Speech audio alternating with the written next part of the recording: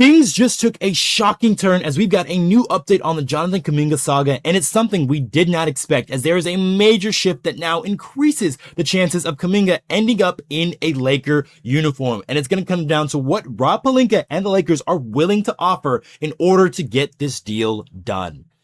What's good? I'm Okechi Apakama, and this is Lakers Digest, coming at you with another video. I'm pointing to everything we have for today's video. I just remind you guys to subscribe to the channel if you guys haven't already to get all of those Laker updates, especially here in the summer, guys. Now, with that out of the way, let's hop straight into topic 2 for this video, as the Lakers are the only destination for Jonathan Kuminga.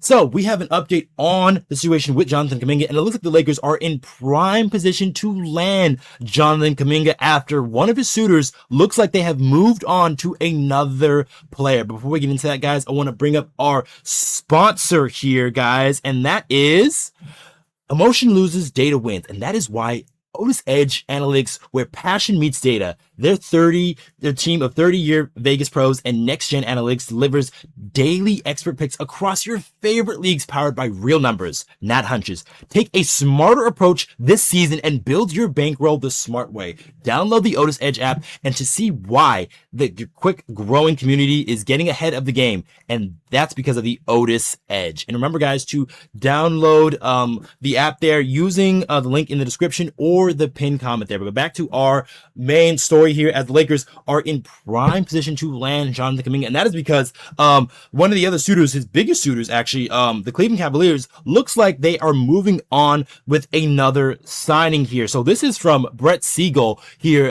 talking about the situation here, as Mario Hezonja signed with the Cleveland Cavaliers, and he said this in lieu of Hezonja signing with the Cavaliers, as that leaves one suitor for Jonathan Kuminga, and that is the Los Angeles Lakers. He said I would expect a sign and trade involving Jared Vanderbilt to be completed with the Hawks. And this is a huge development for the Los Angeles Lakers here, as once LeBron James made his decision to go to the Philadelphia 76ers, it looks like that Jonathan Kuminga's only two teams options were the Cleveland Cavaliers or the Los Angeles Lakers. And with the Cavaliers signing Mario Hezonja, who I'm not assuming he's going to be a guy that's just going to warm the bench the whole time there, even though he signed to a vet minimum.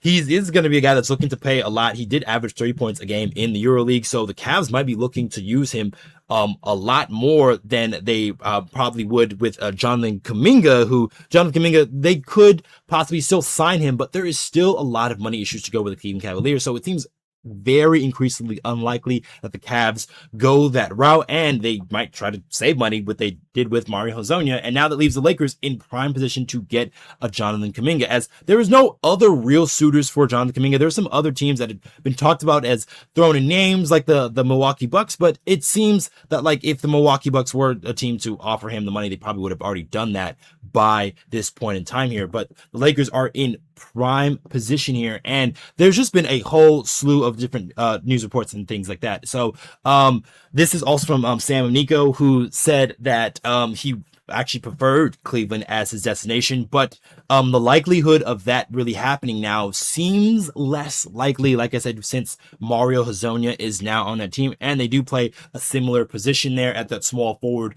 position, and the Lakers, they have an open spot and an open opportunity for a guy like Jonathan Kuminga. So in his case, it makes more sense now, obviously, to go to the Los Angeles Lakers, and there is no real other suitor where he can find the minutes that he wants to play, and also probably find the high leverage situation, you know, to be in a big spotlight, to be in a big area, to try to get what he is looking for. But there is a couple of things holding up the deal for Jonathan Kuminga, and this might be a little bit of his own doing, mostly of his agents doing, kind of valuing him at a higher price than he probably what is actually valued at. And this gets me to my next topic here, as Kuminga overplayed his hand, as Kuminga was really looking to try to get as much money as he can. And no, I don't frown on players trying to get as much money as they can in this business here. You know, it's basketball, it's business. Teams will trade you very quickly, so it's important to get as much money as you can as a player.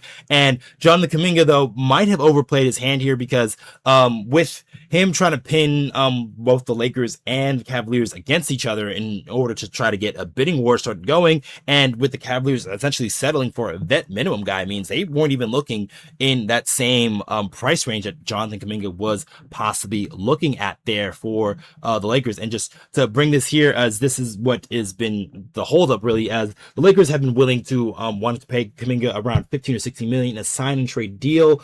However, Kuminga wants over 20 million, and he'll only take less if it's a 1-year deal. Now, the Hawks are willing to facilitate a deal around Jonathan Kuminga and draft compensation, but the holdup is a sign and trade has to require a minimum of a 3-year contract. So it prevents Kuminga doing that 1-year deal that he prefers. And that 1-year deal is usually to, be like a trial run to play on that team and then, possibly sign a new contract in the next season here. But if you sign a 3-year contract, if you do with a sign and trade, then you're not going to have some of that early opt-out termination that a player of Jonathan Kuminga might be looking for in his situation to try to get as much money, like I said, as he's trying to. But he, like I said, might have overplayed his hand, and he's now in this predicament where he's either going to have to sign that 3-year deal that he's probably not going to like and has to probably grow and work with the Los Angeles Lakers team, or he's going to sign a 1-year deal that is way under his value, which even bodes better for the Los Angeles Lakers if they spend even less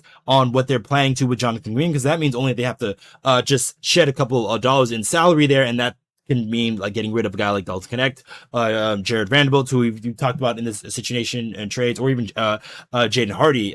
See what the Lakers do here, because they still have 16 guaranteed contracts here, so they have to get rid of one player at least before the season begins. So there is, like I said, a lot of things flowing there, and that Kuminga situation, it's been on hold really because Kuminga is not finding the money that he's wanting to and looking for, and doesn't really want to settle for a lesser deal for something that is way under his value there. But the Lakers, obviously, they're looking for a starting forward here, and they will do anything they can to get Kuminga for the right price. They're not going to overpay for him because they're not going to bet against themselves, essentially. There is no other team to bet against here for the Los Angeles Lakers, so they are in a good position here for Jonathan to get acquire Jonathan Kuminga here via either sign and trade here. So that's the only way the Lakers can do it. And this was from Alan Sewell, who's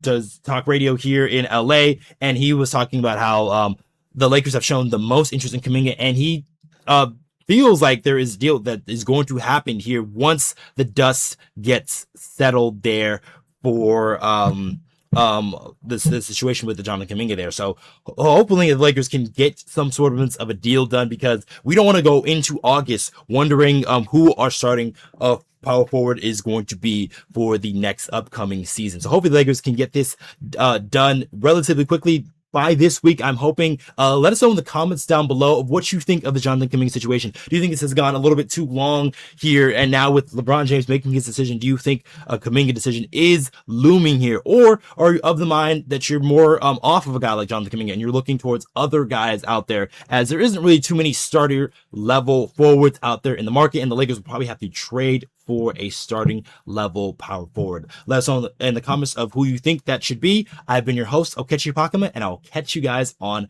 the next one.